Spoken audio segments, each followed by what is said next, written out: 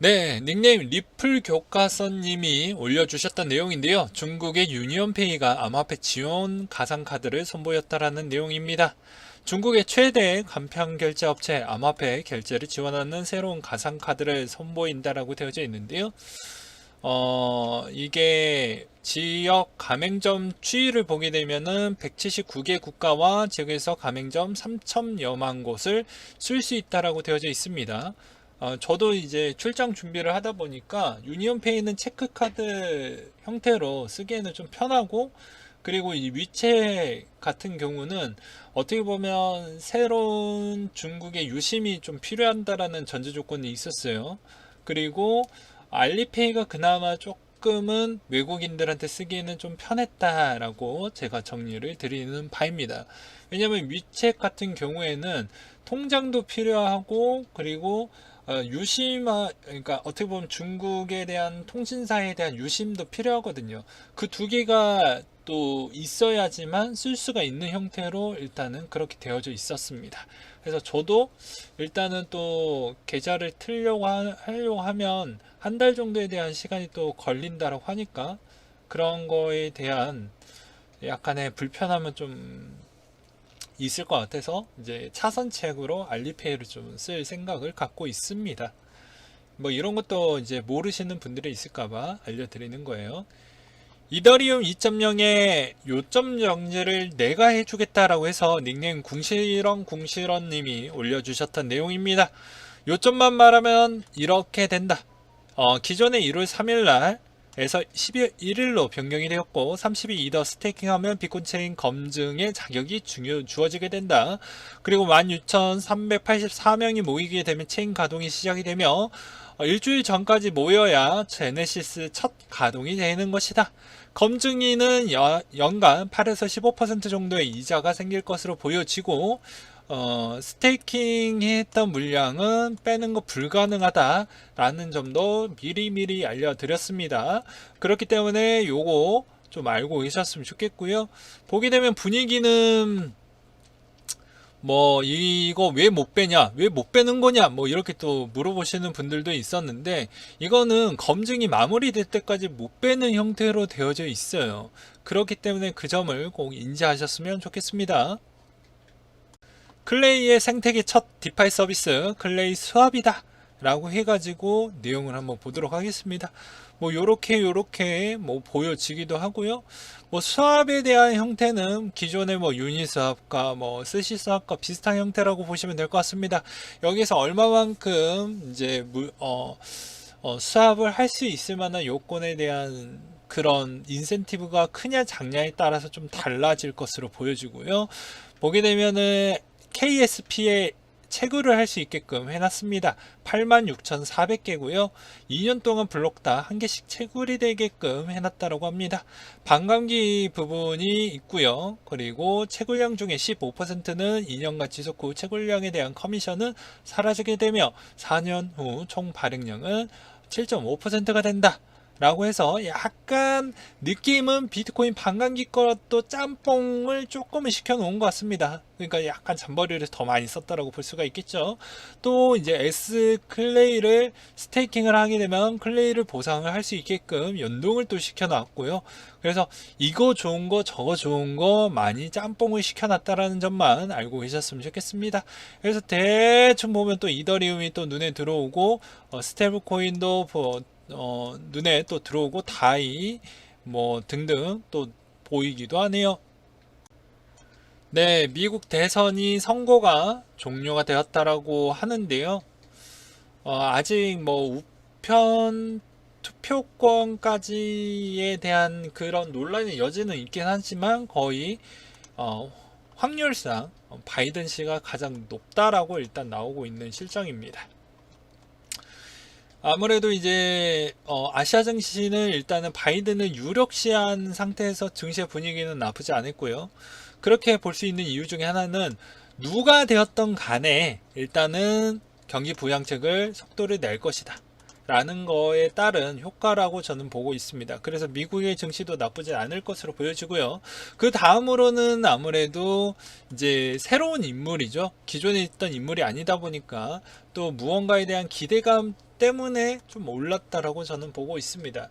근데 이분의 실제 생각은 어떠한지 좀 봐야 될 것 같은데요. 일단 크게 나뉘면 둘 중 하나인 것 같습니다. 일단 명예적인 측면으로만 갖고 아무것도 하지 않고 그냥 고만하게 갈 수 있는 확률이 꽤 높다라고 저는 보고 있고요. 또 하나에 대한 측면은 아무래도 본인이 했던 과거의 업적이 있기 때문에 그것을 정치적으로 잘 풀어서 아마 또 가져가지 않을까. 왜냐면 외교 정치 경력이 꽤 상당하고 중국을 압박을 했던 시점에서 또 사드 배치를 어떻게 보면 본인이 진두지휘를 했던 사람 중에 한 명이었기 때문에 이것을 어떻게 풀어나갈까. 근데 이게 또 나이가 또 생각보다 연세가 꽤 높다 보니까 아무래도 1, 2, 3 중에 하나이지 않을까 싶습니다.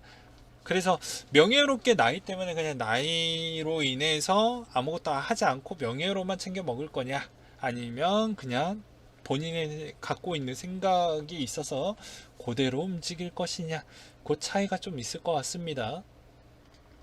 코인베이스가 일본에서 다양한 직군 채용을 한다라고 나와져 있는데요.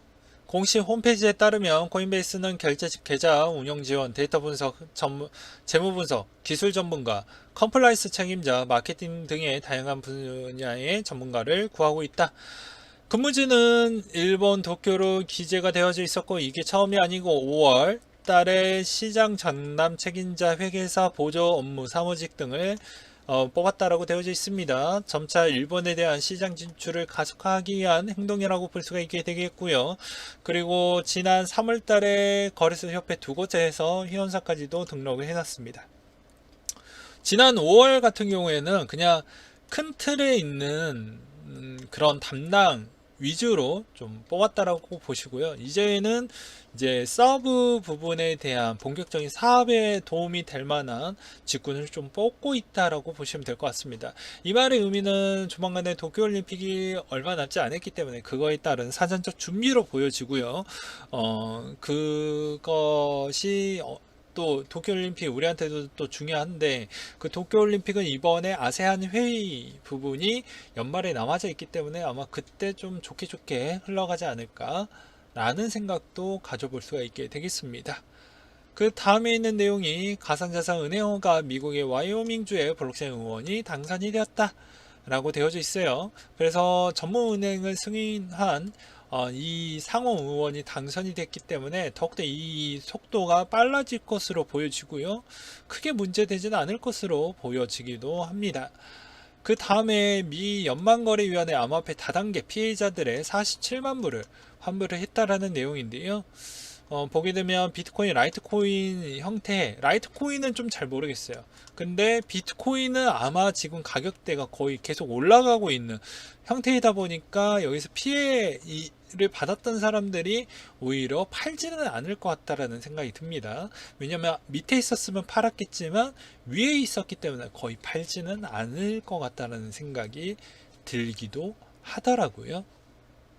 네, 그리고 예스맨이 바라보는 이제 비트코인 차트를 보게 되면 여러분들 또 궁금해 하시니까, 한동안은 계속해서 조정을 조금씩 받으면서 비트코인은 계속 올라갈 수 있는 힘은 조금 더 열어져 있다라고 보고 있습니다. 못해도 아무래도 12월 6일 기준까지만 오르고 7일부터는 조금씩 힘을 좀 빼지 않을까라는 생각이 드네요. 이것도 그전에도 계속 말씀드렸지만 도미넌스가 계속 비트코인의 힘을 실어주고 있는 실정입니다. 그러니까 제가 저번에 이야기했지만 66, 67이 가까워질 때까지는 아직은 알트는 아니다라고도 설명을 드렸어요. 근데 이걸로 또 이 영상으로 또 까임을 당할 수도 있는데, 저는 뭐 그런 거 상관없습니다. 믿고 싶은 사람은 믿는 거고, 자료 참고하고 싶으신 분들은 참고만 하시면 되는 것입니다. 네. 그리고 미리 6일날 해서 제가 방송을 올리는 것도 아니죠. 항상 그 전날에 녹화해가지고 설명을 드리는 부분이기 때문에 이거는 뭐 구라를 칠 수가 없습니다. 참고로. 네. 그래서 55, 56까지 아니 65, 66까지 거의 근접한 시점이기 때문에 이제는 곧 약간의 비트가 이제 조만간에 힘이 조금은 약세가 되면서 추세는 이제 조만간에 알트 쪽으로 조금씩 올라오는 형태가 나와 줄 것으로 보여지니 약간 좀 여기에서도 원래 올라왔던 코인들 위주로만 좀 타셨으면 좋겠습니다. 뭐 BK에 대한 내용은 제가 한 번 더 다시 정리를 해서 올려드리도록 할 거니까 그거는 뭐 그런 거를 좀 잘 보고 대응을 하셨으면 좋겠고요. BK 부분은 어떻게 보면은 알테의 도미넌스가 전체적으로 좀 약했기 때문에 오히려 BK나 나머지 쪽이 조금 더 약세를 보여줄 수밖에 없었다라고 설명을 드리고 싶고, 해당에 있는 형태에서도 주봉에서도 가장 강력한 상단 저항대에서 제가 제일 중요시 보는 이 111선 구간을 또 돌파를 못했기 때문에 한동안 이 라인대에서 조금씩 회복을 보여주면서 다시 올라가려고 할 것입니다. 아직도 기간이 조금 더 여유가 있기 때문에 다시 올라갈 것으로 보여집니다. 그러니까 너무 걱정 안 하셔도 될 것 같아요. 기술적 분석으로 봤을 때도요. 그렇지만 여기서도 선택을 간단하게 하셔야 된다라고도 설명을 드리기도 했습니다. 일단 첫 번째로는 시세만 먹고 나올 거냐, 에어드랍 받고 에어드랍이 첫 번째 거래소가 어디에서 열렸고 그 거래 가격이 얼마만큼 형성됐는지 보고 그 다음에 거기에서 바로 팔아야 되는데 과연 비싼 업비트가 그렇게 빨리 대응을 해줄 것이냐, 그러면 그거를 내가 많이 손실을 어느 정도 감안하고 그거 에어드랍을 받을 것이냐, 그건 각자 생각을 해보셨으면 좋겠습니다. 네, 오늘은 여기까지 준비를 했고요. 항상 여러분들한테 힘이 되고 도움이 되는 예스맨이 되도록 하겠고요. 이상으로 마치도록 하겠습니다.